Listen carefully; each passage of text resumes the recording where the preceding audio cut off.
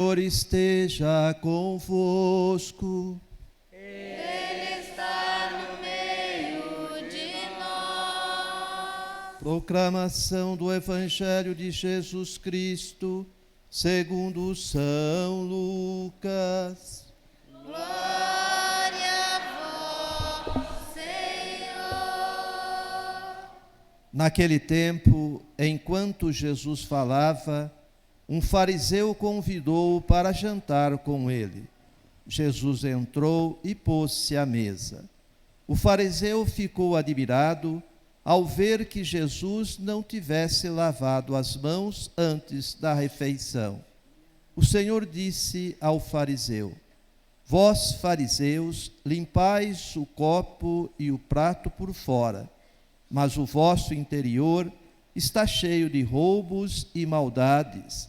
Insensatos, aquele que fez o exterior, não fez também o interior?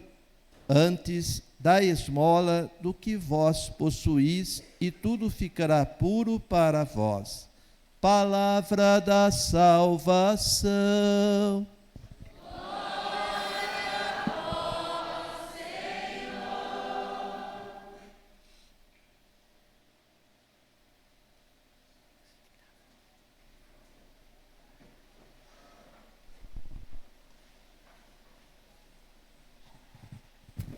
Que as palavras do Santo Evangelho perdoem os nossos pecados. E assim se passaram 9 dias. Desde o dia 3 até o dia de hoje, 9 dias. Amanhã nós viveremos o 10º dia, que é o dia da festa, né? E a palavra de Deus é sempre muito abundante, né? Muito abundante para a nossa vida. Né?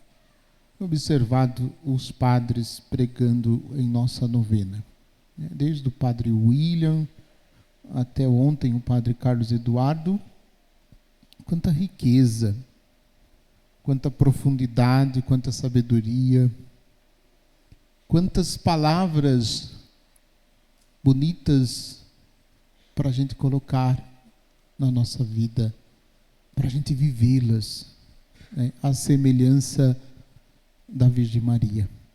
Ela que primeiro ouviu a palavra de Deus, ela que primeiro colocou em prática tudo aquilo que ouviu. E seguindo este caminho, olhamos a carta de Paulo aos Gálatas, no capítulo 5. É para a liberdade que Cristo nos libertou.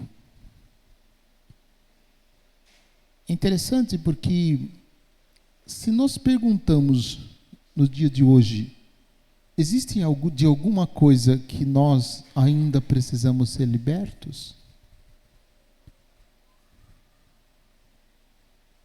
Se cada um olhar para a sua própria vida, certamente vai perceber, não só uma, mas como uma série de coisas, uma série de situações que ainda estamos presos. Mas é importante a gente perceber que o Senhor Jesus não só nos libertou, porque olha que se fosse só, já seria muita coisa, mas Ele é a nossa liberdade. Ele é a nossa libertação. Não só Ele nos libertou das cadeias que nos amarravam, mas como Ele mesmo é a nossa libertação. E é por isso que durante a nossa novena nós nos aproximamos da mãe dele, da Virgem Maria. Por quê? Quem é que conhece mais de Jesus? Quem é que sabe mais de Jesus? Ela. Ela conhece muito, conhece bastante e pode nos ensinar, e nós podemos seguir, nós podemos nos espelhar a ela para seguir os passos de Jesus. Ela que num gesto de liberdade disse ao anjo, quando o anjo disse que ela seria a mãe do Salvador: Fiat em mim segundo o verbum tuum, faça-se em mim segundo a tua palavra. Ela se colocou inteiramente. Somente um coração verdadeiramente livre pode se colocar inteiramente à disposição de Deus, para que Deus fizesse nela o que Deus desejasse. E hoje a gente observa assim, hoje quando nós rezamos o Pai Nosso, aquela parte do Pai Nosso, seja feita a vossa vontade, a gente dá uma mudadinha, a gente muda assim, não que a gente fale, mas a gente reza assim: seja feita a vossa vontade, mas a gente diz lá dentro da gente, mas do meu jeito. A gente não fala, mas no coração muitas vezes a gente quer que tudo aconteça do jeito que a gente quer, do nosso jeito, porque a gente acha que o nosso jeito é melhor do que o jeito de Deus.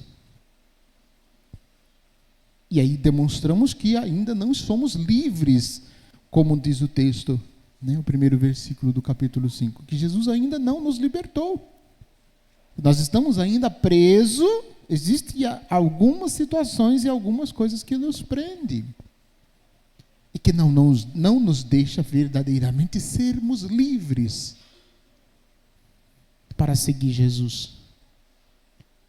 Com efeito, em Jesus Cristo, o que vale é a fé pela caridade. Observar ou não a circuncisão não tem valor algum.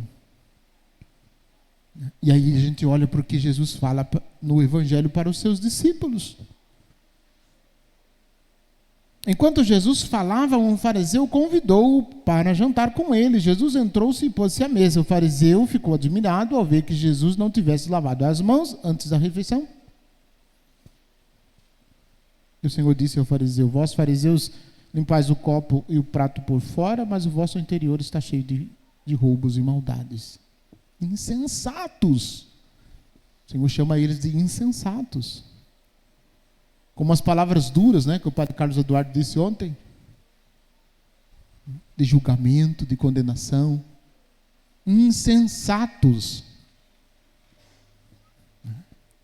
E isso é impressionante, porque não só os fariseus estavam preocupados com as aparências, como também nós. Nós somos mais piedosos quando a gente sabe que tem alguém nos observando.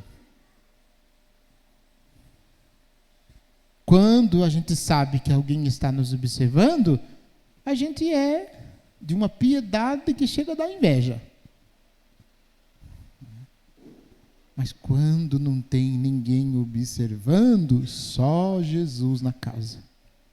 Só Deus é que sabe. Porque também nós, muitas vezes, em vez de nos aprofundar e viver aquilo que o Senhor verdadeiramente nos pede, nós preferimos ficar só com as aparências. E como diz o ditado, as aparências, vocês sabem, está vendo? As aparências enganam. E é o que Jesus está criticando no fariseu, porque era importante para o fariseu que lavasse as mãos antes da refeição. E no Evangelho de Mateus, Jesus chama eles de sepulcros caiados. Porque eles estão tão interessados com aquilo que diz a lei e não se preocupavam em viver o que a lei ensinava. E aí é importante, e esta palavra nos questiona, porque na nossa vida cristã não temos o direito de viver só de aparência.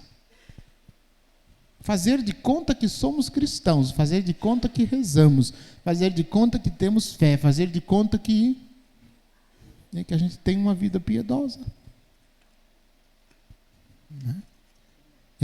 É necessário mais do que isso. E de novo, eu digo, por isso a importância da gente observar o exemplo da Virgem Maria. Porque ela não fez de conta. Ela se dedicou, ela se colocou inteiramente, ela viveu plenamente como discípula, ela viveu plenamente como mãe, como discípula, e vive plenamente como mestra, mãe mestra. E aí nós precisamos olhar para a Virgem Maria e imitá-la, imitar as suas virtudes.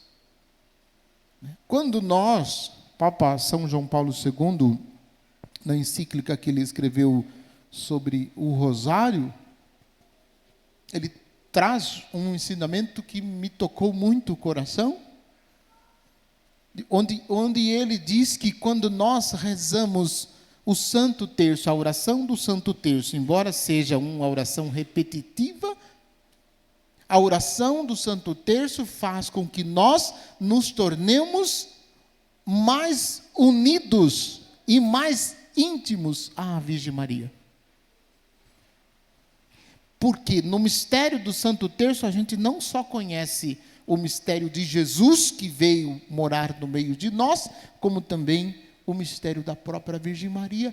E a gente de tanto rezar o terço, diz o Papa, é natural que a gente se torne parecido com a Virgem Maria.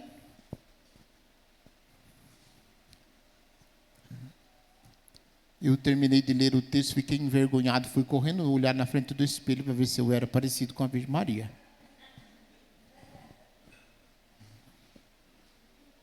E sabe o que eu descobri? Quando eu olhei no espelho? Que eu ainda não sou parecido com a Virgem Maria. E você? Você já é parecido com a Virgem Maria? Talvez você não esteja rezando o terço. Por isso você não está ainda parecido com a Virgem Maria. Estou dizendo talvez, não sei. Pode ser que você esteja rezando o terço.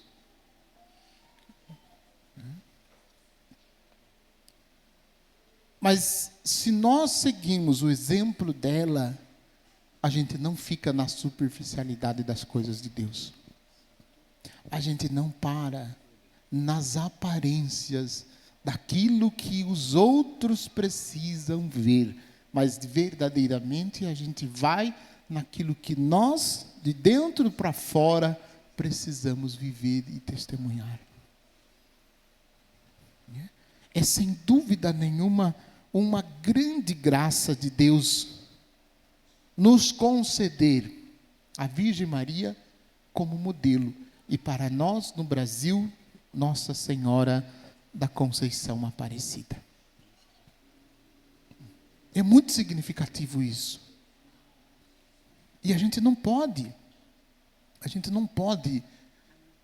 olhar para tudo isso como se fosse somente uma lembrança histórica de algo importante que aconteceu no nosso Brasil e pronto, e isso nada mais acontece dentro de nós. Não. A gente precisa, para que verdadeiramente o nosso coração, a totalidade do nosso ser esteja em Deus, nós precisamos seguir o exemplo de Maria.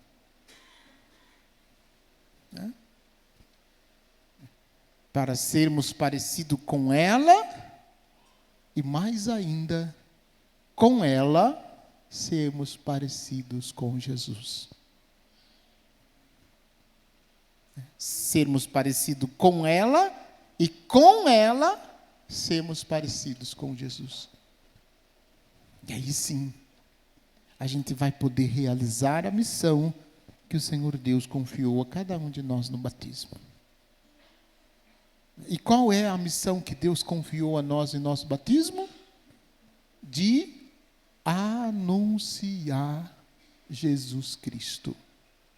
Com a nossa vida, com as nossas atitudes e, se necessário, com as nossas palavras. Para isso, nós precisamos de novo seguir o exemplo da Virgem Maria. recordo que em todas as aparições da Virgem Maria, ela pediu para que nós rezássemos o Santo Terço, não, o Santo Rosário. Não só o terço, mas o Santo Rosário. Né? Que nós rezássemos pedindo a paz para o mundo e a conversão dos pecadores. A paz para o mundo e a conversão dos pecadores. Somente assim, todas as pessoas se tornarão discípulas de Jesus. E é este o exemplo que ela nos deu. E aí eu repito o que eu disse: nós não ficaremos nas aparências. Nós não ficaremos nas aparências. Nós iremos muito mais do que aquilo que diz as aparências. Porque nós iremos viver como a Virgem Maria viveu. Nós serviremos a Deus como ela serviu. Nós amaremos a Deus como ela amou. Do mesmo jeito que ela amou. E seguiremos o seu Filho Jesus do mesmo jeito que ela seguiu. E veja que ela seguiu para valer. Porque olhe os evangelhos. Quem foi que ficou de pé quando Jesus, nosso Senhor, estava crucificado no alto da cruz? Tem 4 pessoas que ficaram lá, de pé.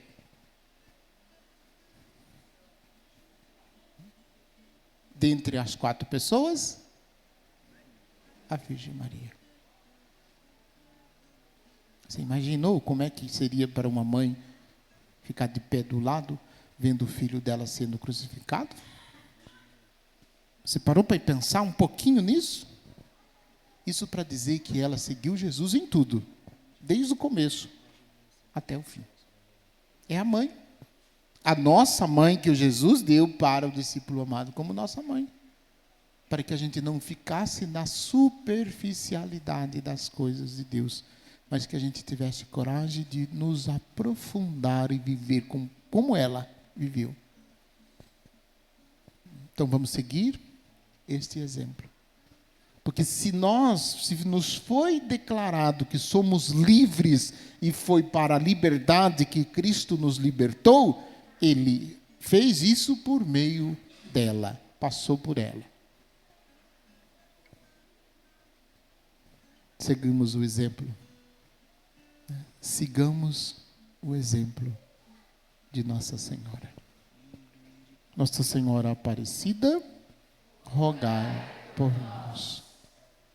Ofereçamos ao Senhor as nossas